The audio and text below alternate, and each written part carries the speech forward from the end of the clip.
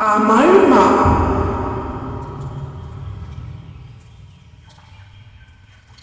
মা আমার খুব প্রিয়, আমি তাকে খুব ভালোবাসি। মা হলো আমার সবচেয়ে প্রিয় বন্ধু, তাকে আমি আমার সব কথা বলি। সর্বপ্রথম তিনি আমাকে শিক্ষাদান করেছে।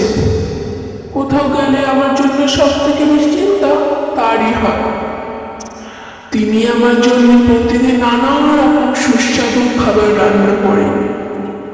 জন্মের পর প্রথম আমি তাকেই দেখেছিলাম।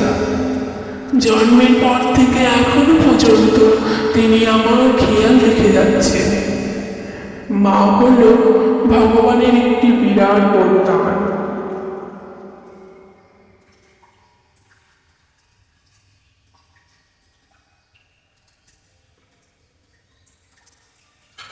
মা, আমি তোমাকে ভালোবাসি মা।